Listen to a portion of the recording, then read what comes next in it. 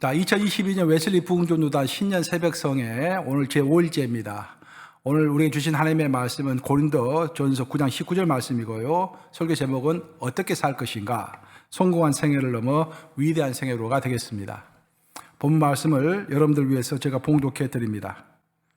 내가 모든 사람에게서 자유로우나 스스로 모든 사람에게 종이 된 것은 더 많은 사람을 얻고자 함이라.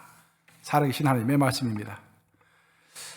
여러분들 지난 2021년도 너무 수고가 많으셨습니다. 참 팬데믹이 거의 2년이 지속되고 있는데요. 이렇게 오래 지속될 것이라고는 우리가 생각을 하지 못했습니다. 이렇게 코로나19 같은 큰 팬데믹이 올 때 우리가 꼭 기억해야 할 하나님의 말씀이 있는데 그것은 아무것도 염려하지 말고 오직 기도와 간구로 너희 구할 것을 감사함으로 하나님께 아뢰라. 그래야하면 모든 지각에 뛰어나신 하나님의 평강이 그리스도 예수 안에서 너의 마음과 생각을 지키시리라. 여기서 우리가 꼭 잊지 말아야 할 단어는 하나님의 평강이라는 단어입니다. 하나님의 안식일을 이야기하는 것이죠. 상황이 어떻게 하든 간에 우리가 주님을 바라보며 기도하고 인내하면은 결국 하나님께서 우리에게 안식을 주시겠다라는 그런 말입니다. 앞으로 다가올 2022년에는 어떤 일이 있을지 우리가 알 수가 없습니다. 하지만 그 어떤 일이 온다고 할지라도 그 안에서 안식을 누리는 저와 여러분들 되시기를 우리 주님의 이름으로 축원합니다. 우리가 보통 호텔을 가면은 그 호텔이 별이 몇 개인가를 확인을 하곤 합니다. 호텔에는 별이 3개짜리, 4개짜리, 5개짜리 이 호텔이 있습니다. 보통 별이 3개 하면은 일반 호텔을 이야기하는 것입니다. 반면 별이 4개면은 특급 호텔, 상당히 좋은 호텔을 이야기하고요. 별이 5개면은 초특급 호텔, 아주 좋은 호텔을 이야기합니다. 사실 그것을 교회로 비유해서 생각을 해보면은 교회에도 별 3개짜리 교회, 별 4개짜리 교회, 별 5개짜리 교회가 있는 것입니다. 별 3개짜리, 4개짜리 교회가 되는 것은 그리 어려운 일이 아닙니다. 좋은 건물에 좋은 시설이 있고요. 조직이 잘 갖춰져 있고 프로그램이 좋으면은 얼마든지 별 3개, 4개가 될 수 있습니다. 오늘날 많은 교회들은 열심히 활동을 하기 때문에 대부분 교회가 제가 봤을 때는 3개, 4개는 될 것 같아요. 근데 문제는 별 5개짜리가 되기는 쉽지 않다라는 거예요. 그럼 어떻게 해야 별 5개짜리 교회가 될 수 있을 것인가? 그래서 호텔로 비유해서 이야기하면은 호텔이 아무리 좋은 건물과 시설을 가지고 있어도요, 서비스의 질이 좋지 않으면은 결코 별 5개짜리 호텔이 될 수가 없습니다. 다른 말로 하면은 물질이 사람을 편안하게 해주기보다는 사람이 사람을 편안하게 해줄 수 있을 때, 그 서비스의 질이 좋을 때, 그때 별 5개짜리 호텔이 되는 거예요. 교회도 마찬가지입니다. 교회도 사람이 사람을 편안하게 해줄 수 있을 때, 그때 그 교회가 별 5개짜리 호텔이 될 수가 있는 것입니다. 오늘날 제가 목회하면서 가장 많이 듣는 말 중에 하나가 목사님 저 상처받았습니다라는 그런 말을 많이 듣습니다. 정말 상처라는 것은 시와 때를 가리지 않는 것 같아요. 직장에서는 물론이고 교회에서도 상처받고 심지어는 가정에서도 상처받았다 해서 이렇게 상담을 하시는 분들이 있습니다. 그래서 오늘날 미국에서 가장 많이 팔리는 약이 바로 안정제입니다, 여러분들. 미국에 이제 약이 많잖아요. 그 많고 많은 약 중에서도 가장 많이 팔리는 약은 안정제, 즉 아스피린이라든지 수면제, 신경안정제. 그런 약이 미국에서요, 하루만 해도 30톤씩 팔려나갑니다. 여러분, 그 조그만 알약이 30톤, 그 어마어마한 무게죠. 그 하루에 팔려나가는 거예요, 미국에서. 많은 사람들이 심신이 리듬을 타지 못하고 항상 얼러트, 경계되어 있기 때문에, 항상 경직되어 있기 때문에 잠을 제대로 자지 못합니다. 밤이 되면은 안절부절하지 못하고 잠을 자지 못하고 수면 불면증이죠. 그 불면증 환자가 미국에 7천만 명이 넘습니다. 4명 중 1명은 불면증 환자인 것입니다. 이처럼 상처가 범람하고 신경이 안정되지 못하는 이 시대에 사람들이 교회에 와서 가장 많이 갈구하는 것 중에 하나가 바로 안식을 하는 것입니다. 안식이라는 것은 기본적으로 하나님으로부터 오는 것이죠. 그래서 우리가 환경이 어떻든 다른 사람이 나를 얼마나 괴롭히든 나는 하나님만 바라보면서 가겠다라고 하면은 그것도 성경적인 방법입니다. 기본적으로 안식은 하나님으로부터 오는 것이기 때문에. 하지만 성경을 읽어보면은요, 안식이라는 것은 하나님으로부터 오지만 또한 어떤 다른 소스로부터도 우리에게 안식이 온다라고 성경은 설명합니다. 우리 루키 3장 1절 한번 같이 읽어보겠습니다. 루키 3장 1절. 룻의 시어머니 나오미가 그에게 이르되 내 딸아 내가 너를 위하여 안식할 곳을 구하여 너를 복되게 하여 하지 않겠느냐. 이 구절에 따르면은 한 여인에게 있어서 안식처는 사람입니다. 즉 특별히 남편 될 사람이라고 나오미는 이야기를 하고 있습니다. 아시다시피 룻은 과부였습니다. 그 룻이 함께 사는 그 시어머니 나오미도 과부였죠. 오늘날이야 뭐 과부는 능력 있는 사람도 굉장히 많고 큰 문제가 될 것이 전혀 없지만 나오미와 룻이 살던 당시의 과부는 상당히 먹고 살기가 힘들었습니다. 무능했고 가난했고 어디 삶을 영위하기가 쉽지 않은 고단한 삶을 살 수밖에 없는 그런 구조였습니다. 사회 구조 자체가. 그래서 시어머니 나오미는 생각을 합니다. 나도 먹고 살기가 탁탁하고 내 며느리도 먹고 살기가 탁탁한데 우리가 어떻게 해야 안식을 얻을 수 있을까? 내 며느리에게 남편 될 사람을 내가 소개해 줘야겠다. 그래서 그 남편에게서 안식을 찾아야겠다라고 생각을 한 것입니다. 그리고 시어머니 나오미는 남편 될 보아스를 룻에게 소개해 주죠. 이것은 사실 무척 성경적인 생각입니다. 왜냐하면 사람은 하나님으로부터 안식을 찾지만 기본적으로 하나님 외에도 사람으로부터 안식을 찾도록 창조된 존재이기 때문입니다. 우리가 아담 이야기를 잘 알고 있습니다. 아담은 혼자 외로웠는데 자기 갈비뼈를 통해서 하와가 생겨남으로 인해서 하와를 통해서 돕는 배필을 만나고 그 돕는 배필을 통해서 안식을 얻게 되는 것입니다. 마찬가지로 오늘날 많은 그 아내들, 모든 아내들은 남편의 안식처가 되어줘야 합니다. 그리고 우리 남편들은 또 아내의 안식처가 되어줘야 돼요. 그리고 뭐니 해도 우리 아버지들은요, 우리 자식들의 안식처가 되어줘야 합니다.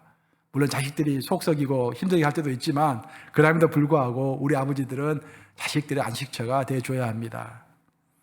그리고 성도들에게 있어서 안식처는 사실 하나님과 아울러서 목사님입니다.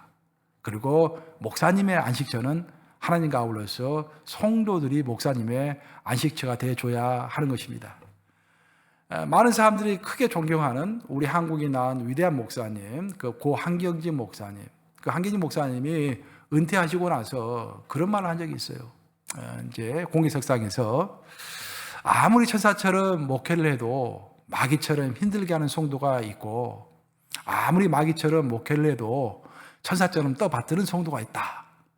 저는 그 말을 듣고서 깜짝 놀랐습니다. 아니, 한경진 목사님 같은 분은 너무도 이제 존경스러운 분이기 때문에 모든 사람이 존경하고 모든 사람이 따르고 모든 사람이 사랑하는 줄만 알았어요.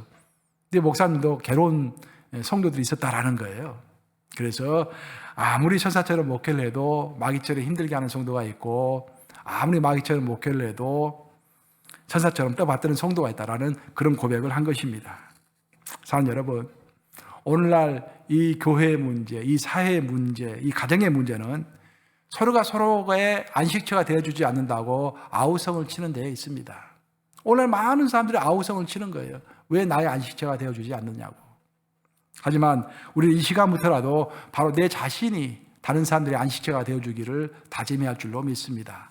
특히 2022년 올 한 해는 정말 내가 다른 사람의 안식처가 되어줘야겠다. 누구의 안식처가 되어줄 것인가. 내 배우자의 안식처, 내 자식의 안식처, 목사님의 안식처, 내 사랑하는 다른 성도들의 안식처, 그런 사람들의 안식처가 되어주지는 한 해가 되시기를 우리 주님의 이름으로 축복합니다.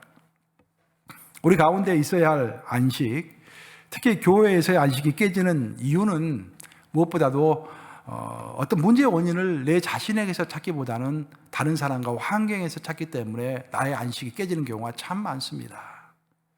사실 어떤 문제의 원인을 우리는 내 자신에서 찾지 않아요. 항상 환경이라든지 타인을 향해서 문제의 원인을 찾는 경우가 많습니다. 그러면서 참 이상하게도 내 안에 있는 안식이 깨지는 것입니다. 제가 이렇게 목사 안수를 받고요. 첫 번째로 목회했던 교회가 그 캠퍼스, 대학 캠퍼스 바로 옆에 있었던 그런 교회입니다. 그러다 보니까 그 교회는 이제 학부 학생들하고 대학원생들이 굉장히 많아요. 특별히 대학원생들 중에서 음악대학원 학생들이 많이 있었습니다. 그래서 교회가 음악이 아주 풍성했어요. 근데 그 음악대학원 학생 중에 그 남학생 한 명이 우리 교회 피아노 반주를 하고 있었는데 그 별명이 피아노 신동입니다. 피아노 얼마나 잘 치면은 음악대학원 학생들이 그 청년을 향해서 피아노 신동이라고 하겠어요. 굉장히 피아노를 잘 칩니다. 근데 그 당시에 이제 저희 교회가 좀 재정적으로 넉넉지 못해가지고 피아노를 새로 구입해야 하는데 구입하지 못하고 있었어요. 오래된 피아노를 사용하고 있었는데 그 피아노가 건반이 2개가 깨져 있었습니다. 근데 건반이 2개 깨진 피아노를 가지고서도 이 청년이 아주 피아노를 기가 막히게 치기 때문에 은혜스러운 거예요. 담임 목사님, 저는 얼마나 감사하겠습니까? 그 청년에게. 그래서 한 번에 제가 그 청년에게 그런 이야기를 했어요. 너 같은 피아노 신동에게 이렇게 좋지 않은 피아노를 줘서 미안하다. 조금만 참아라.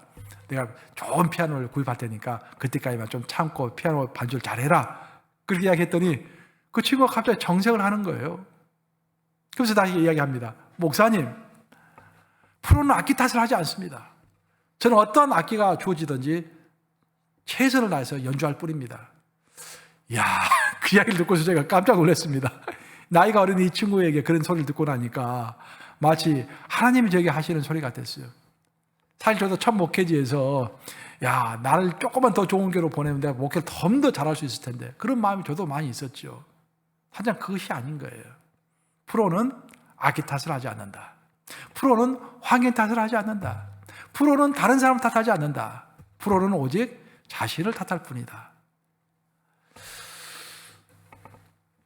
사실 우리의 신앙이 어린아이 신앙에서 장성한 분량의 신앙으로 자라갔는지 아니면 아마추어의 신앙에서 프로의 신앙으로 옮겨갔는지라는 것을 깨닫는 어떤 판단하는 기준이 있다고 한다면 그 기준이 바로 어떤 어려운 일이 생겼을 때 그것을 내 탓을 하느냐 아니면 환경 탓을 하느냐 아니면 남 탓을 하느냐 그것을 보면은 내가 성숙한 자인지 내가 신앙생활의 프로인지 아니면 아마추어인지 어느 정도 분별할 수 있다는 그런 이야기입니다. 여러분 아시다시피 교회라는 것은 이 성과 속이 함께 만나는 곳입니다. 교회는 성스러운 곳이지만 이 교회가 속된 곳에 있기 때문에 또 교회 자체는 하나님의 몸된 교회이지만 이 교회 구성원들 즉 성도들은 세상에 속해 있는 속된 사람들이기 때문에 항상 성과 속에 갈등 가운데 있을 수밖에 없습니다. 그때 이렇게 우리가 문제를 만날 때마다 항상 환경 탓을 하고 남 탓을 한다고 한다면은 갈등은 더욱더 심해지고 우리 마음 가운데 안식은 사라지겠죠. 하지만 모든 문제의 원인을 혹시 내가 잘못한 것은 아닌가 나를 돌아보았을 때 우리 가운데 안식은 충만하게 유지가 될 수 있을 것입니다. 언젠가 제가 그 중국의 위대한 기독교 지도자 워치만니의 간증집을 읽고서 감명을 받은 적이 있습니다. 그 간증집을 읽어보면 워치만니가 농촌에서 목회할 때 있었던 일을 소개하고 있어요. 그 농촌교회에는 아주 믿음이 좋은 어떤 시골 농부가 하나 있었습니다. 그 시골 농부는 아주 믿음이 좋아서 기도도 열심히 하고 굉장히 교회를 위해서 헌신적으로 일을 했어요. 그 농부의 노는 어떤 개울가 옆에 있었습니다. 그래서 항상 물이 풍족했어요. 그러던 어느 날 한여름에 큰 기근이 중국에 찾아옵니다. 논들이 쩍쩍 벌어지는 거예요. 물이 없어가지고. 하지만 그 농부의 노는 바로 그 개울가 옆에 있었기 때문에 그렇게 큰 문제가 없었습니다. 근데 옆에 있는 이웃들이 그 물이 없어서 안타까운 심정에 마음의 작정을 하고서 그 농부의 논에서 그 크리스찬 농부의 논에서 물을 빼서 몰래 도둑질하기 시작한 것입니다. 그 농부는 화가 났어요. 그래서 이웃집을 찾아갔습니다. 왜 내 논에서 물을 빼가느냐고 막 호통을 쳤습니다. 그럼에도 불구하고 또 물을 빼가는 거예요. 2번, 3번 이렇게 물을 계속 빼갑니다.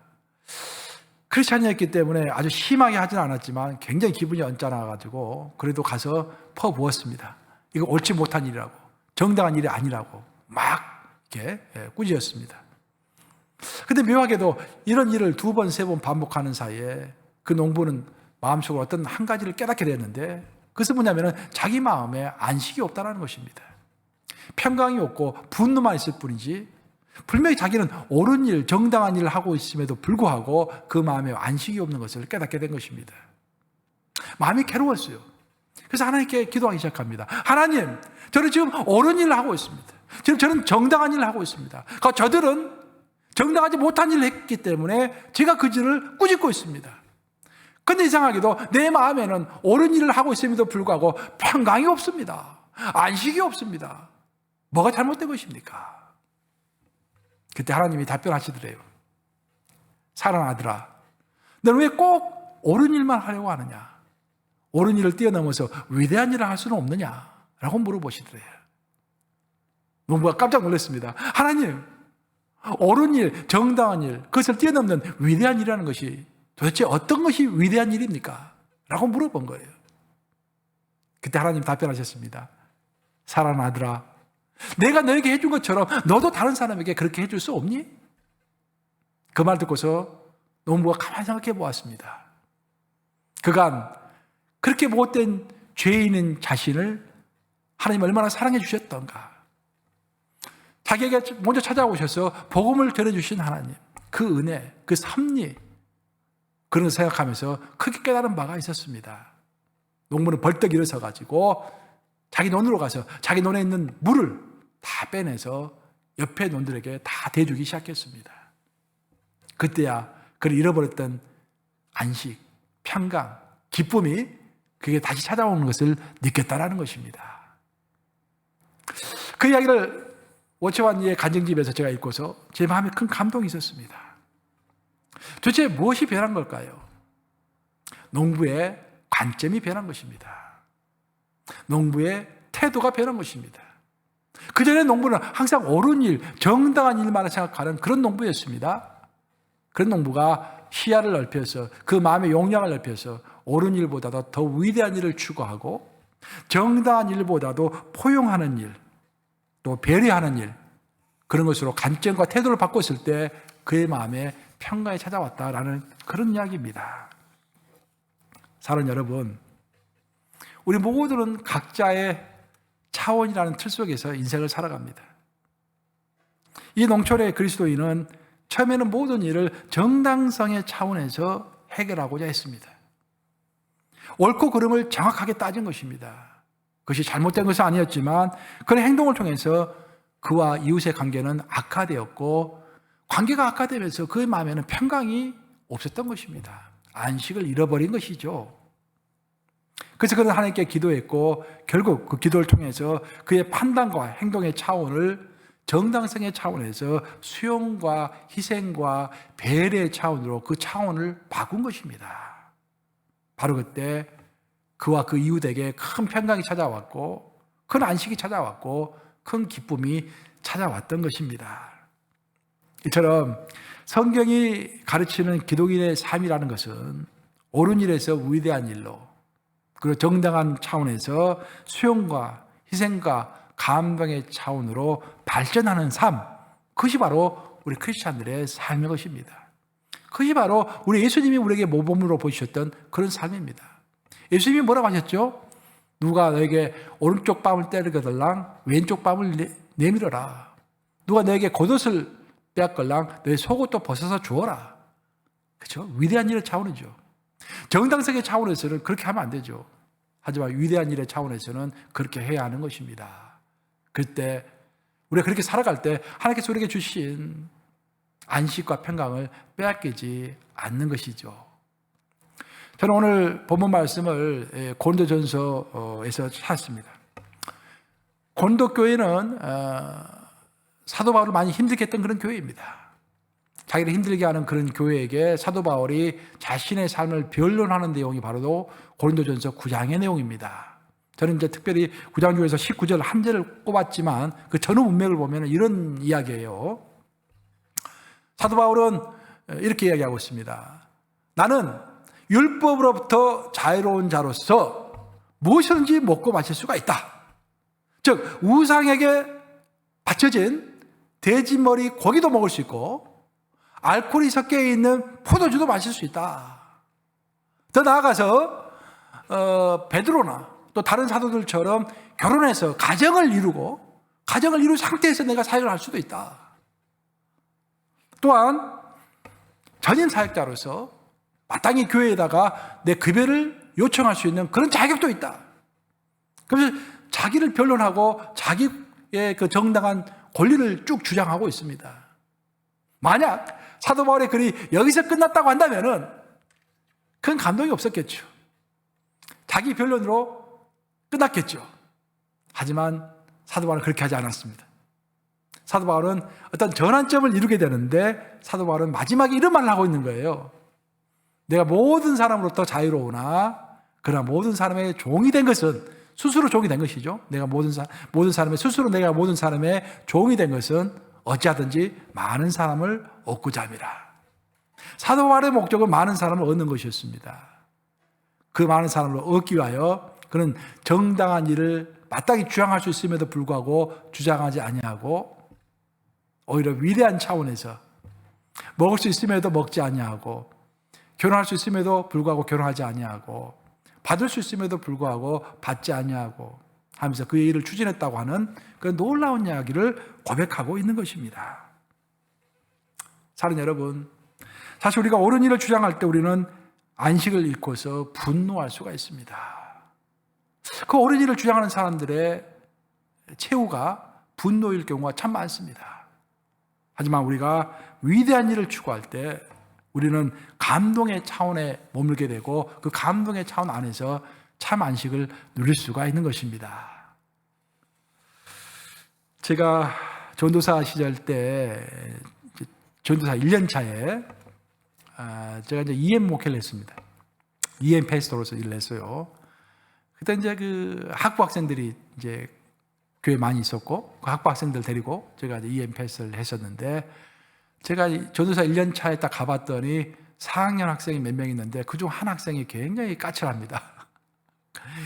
성경 공부를 해도 뭐 불만이 많고 비판도 많고요. 뭐 설교를 하고 나면 또 설교에 대해서 이런 말 저런 말 하고 이게 참 막내 아들 뻘인데 이게 참 막내 아들이 아니에요. 막내 동생 이제 그런 뻘인데 참 기분이 별로 좋지 않았습니다. 하지만 전도사 즉 제가 이제 하나님의 길을 가겠다고 다짐을 하고 신학교를 간 1년 차였기 때문에 꼭 참고 제가 견뎠어요. 인내 또 인내. 그렇게 해서 그 학생이 이제 드디어 졸업을 하게 됐어요. 그 학생이 졸업하던 날 참 기분이 좋았습니다. 이제 드디어 나도 해방이구나 그런 생각이 좀 들었어요. 그러나서 그 학생을 잊어버렸어요 제가. 근데 한 몇 달 후에 편지 하나가 제게 왔는데 그 청년이 보낸 편지예요. 그 학생이 그렇게 편지를 써놨습니다. 전도사님, 저 때문에 많이 힘드셨죠? 제가 참 많이 잘못한 것 같습니다. 저는 지금 다른 주에 있는 의과대학을 다니고 있습니다. 근데 의대생이 되니까 론을 받게 되었습니다. 그리고 론을 받고 보니 갑자기 교회 생각이 들고 전도사님 생각이 났습니다. 그래서 제가 의대생들이 받는 론의 금액의 10분의 1을 11조로 교회로 드립니다. 라고 체크 하나가 딱 그 안에 있는 거예요. 이야, 그때 내가 얼마나 놀랐는지. 그 청년이 다시 보이고 무엇보다도 내가 그 청년과 다투지 않고 인내하고 또 인내하기를 정말 잘했구나라는 그런 생각이 들었습니다. 이처럼 우리가 어떤 원인을 다른 사람에게서 찾고 또 환경에서 찾으면서 다툴 때 우리가 안식을 잃어버릴 뿐만 아니라 삶의 열매, 사역의 열매도 잃어버릴 수가 있는 것입니다. 이제 말씀 마무리합니다. 언젠가 아주 명망 있는 목사님이 계셨는데 그 명망 있는 목사님에게 어떤 젊은 청년이 찾아왔더래요. 그래서 목사님에게 부탁을 합니다. 목사님, 정말 저에게 완벽한 교회를 하나 소개시켜 주시기 바랍니다. 저는 그런 교회 가서 꼭 기도를 하고 싶습니다. 그때 그 목사님이 그 청년을 보면서 빙그레 웃으시면서 이렇게 답변했다고 합니다. 청년이요, 자네가 만약 그 완벽한 교회를 찾거든요, 가장 먼저 나에게 알려주게. 내가 그 교회 가서 나도 그 교회 멤버가 되고 싶네.